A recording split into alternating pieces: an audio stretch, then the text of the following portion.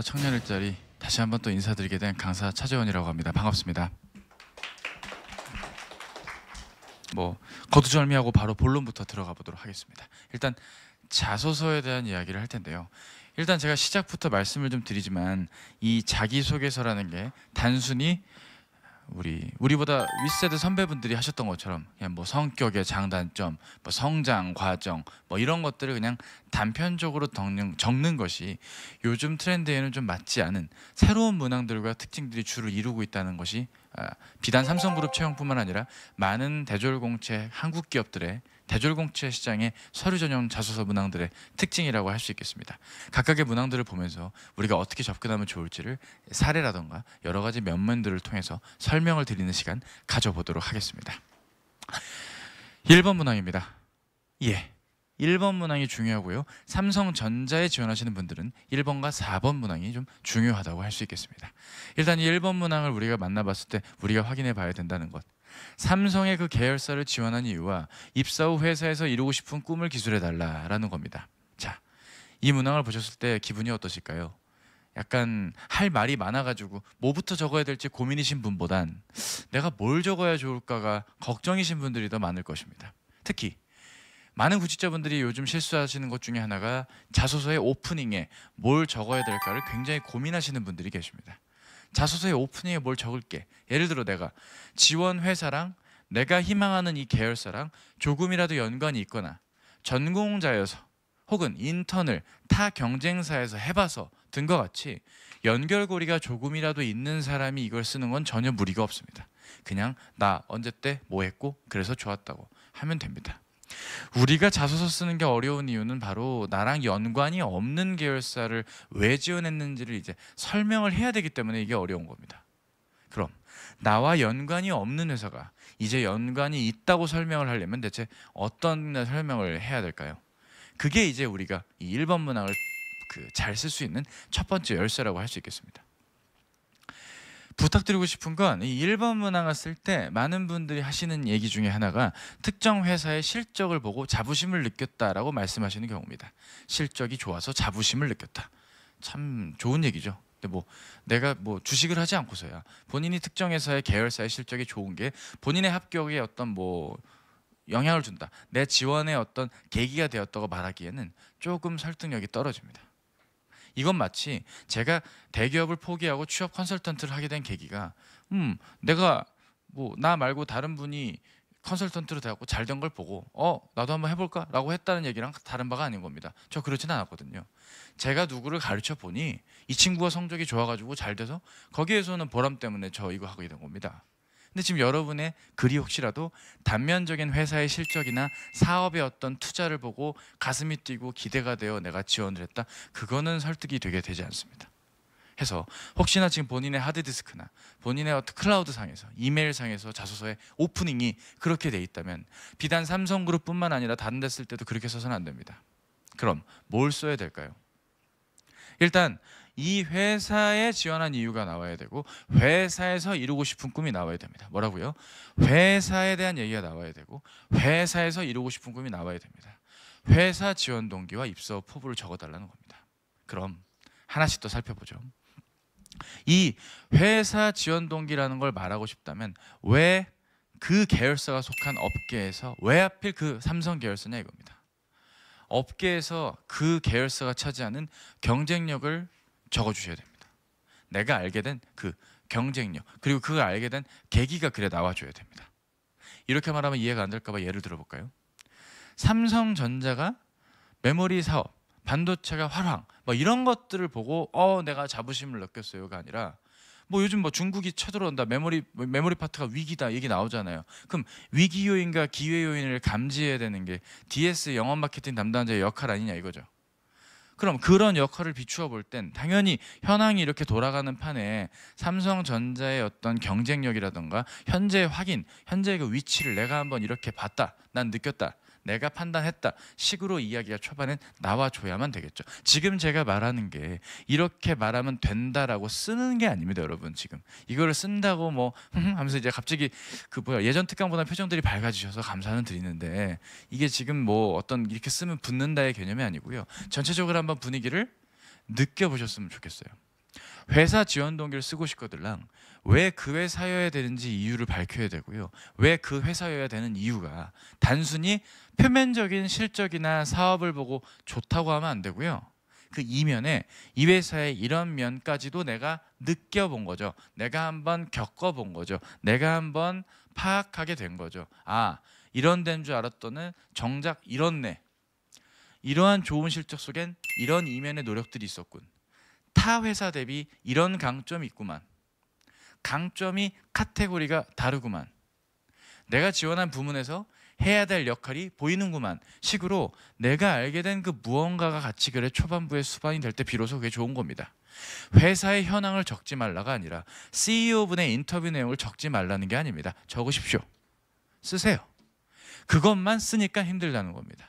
그걸 적고 그 내용을 토대로 내가 이제 느낀 거지. 내가 뭐를 적어주면 이제 좋을지를 본인이 한번 느껴보고 판단이라는 걸 해야 되는데 그런 게 없습니다. 부사장 누구님께서는 이제 더 나은 결이 다른 실적을 보여줘야 된다라고 인터뷰 기사를 보았습니다. 저는 그 기사에 확신을 품었습니다. 거의 종교적인 거 아닙니까? 죄송한데 이건 거의 북한도 아니고 그죠 이게? 그런 느낌이 아닌 거예요 지금. 내가 여기에서 돈을 받고 일할 사람인데 일할 만큼의 어떤 견적을 받냐 이겁니다. 견적을 안 보고 자꾸 좋은 것만 말하니까 설득이 힘든 거죠. 남녀관계를 한번 비유를 들어볼까요? 오빠가 예전부터 널 지켜봤어. 너 너무 마음에 든다. 오빠랑 사귀자. 뭐래? 꺼져. 이해 안 돼. 이런 거예요 지금 쉽게 말해서. 근거도 없는데 대뜸 좋대요. 그럼 그 근거가 될 만한 얘기까지 해달라는 거예요. 내가 이걸 보고 느낀 게 없냐 이거죠. 이러한 실적, 이러한 투자, 이러한 기회, 이러한 위기. 내가 미래의 직무 담당자로서 이 회사에 지원할 만한, 베팅할 만한 근거를 내 생각 아래 근거 있게 설명을 해 주셔야 이 일반 문항의 오프닝 초반 300자가 해결이 됩니다. 여기까지 이해되십니까? 자, 그럼 마저 내 얘기를 이어가 보죠. 그럼 2번입니다. 이 입사 후 회사에서 이루고 싶은 꿈. 요거 이제 어떻게 설명하면 좋을까? 요거 한번 얘기를 하려고 제가 장표를 하나 준비했습니다. 한번 보시죠. 자, 일단 아까 말한 지원 동기는 이제 why, 이게 왜 내가 뽑혀야 되는가 의미였다면, 이제 입사 후에라는 얘기는 how, 그래서 뭘 어떻게 할 건데에 대한 얘기를 해줘야 됩니다. 이 어떻게 하겠다라는 말은요, 다짐만 하면 안 됩니다. 이게 무슨 뜻일까요? 다짐만 하면 안 되고요. 다짐 후에 계획이 있어야 되는 겁니다. 근데 우리 자소서의 상당수가 다짐만 있습니다. 잘할 거예요. 기대됩니다. 열정적으로 임하겠습니다. 지식적으로 익히겠습니다. 까지만 적지 그걸 뒷받침할 만한 근거의 계획은 없어요. 아니, 네 강점도 존재하지 않아요. 화면을 통해서 두 가지 예를 보죠.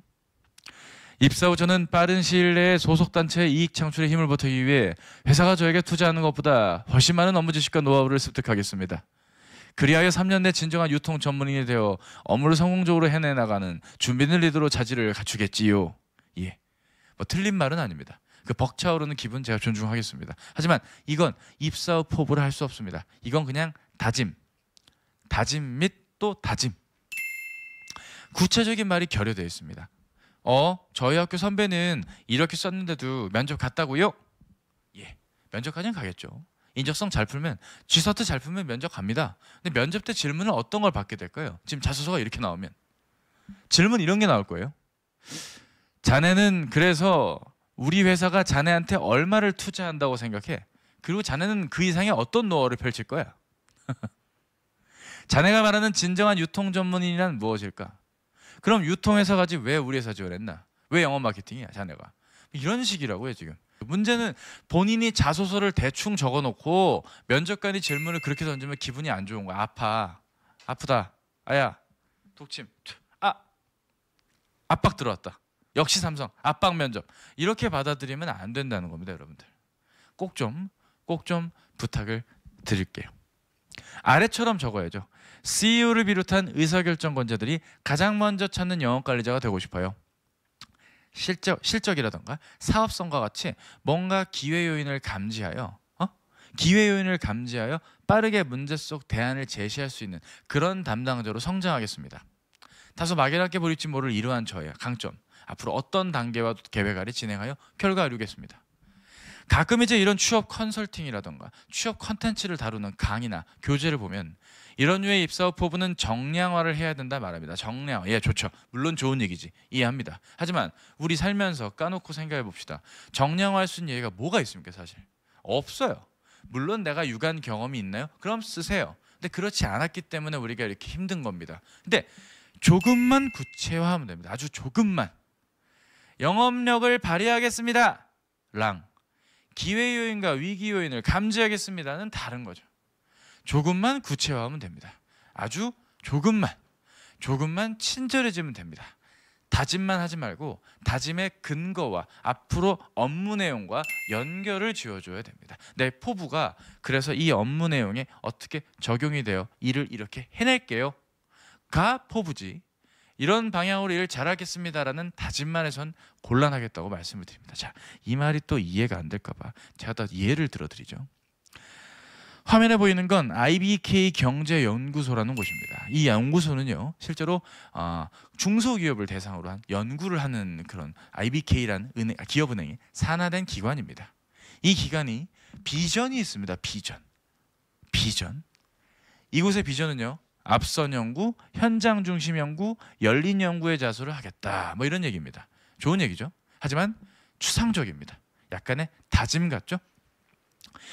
이거를 구체적으로 봤더니 미션이라고 나왔어요. 미션이라는 건 뭡니까? 앞에서 언급드렸던 이 비전을 구체적으로 목표로서 실천하는 걸 미션이라고 합니다. 목적 아래 목표가 있는 거라고요. 목적 아래 목표가 있다고요. 한 번 더 얘기해 줄까요? 죄송해요. 목적 아래 목표가 있는 거라고요. 하다못해 기업도 비전과 미션, 즉 어떻게 하겠다라는 포부도 목적 아래 목표를 정해서 한다고요. 근데 여러분의 지금 입사업 포부 글이 그렇지가 않아요. 그냥 목적만 나오거나 목적 없이 목표만 적어놓고 잘하겠대요. 그러면 당연히 면접관이 질문을 하겠죠. 나중에 면접을 헤아려야 되는 이 삼성그룹 계열사 면접의 특성상 자네 왜 이런 생각한 거야? 왜 이걸 목표로 잡은 거야? 답을 못해요. 목표니까요. 왜요? 뭐 이런 반응들인 거죠. 그게 아닌 거죠.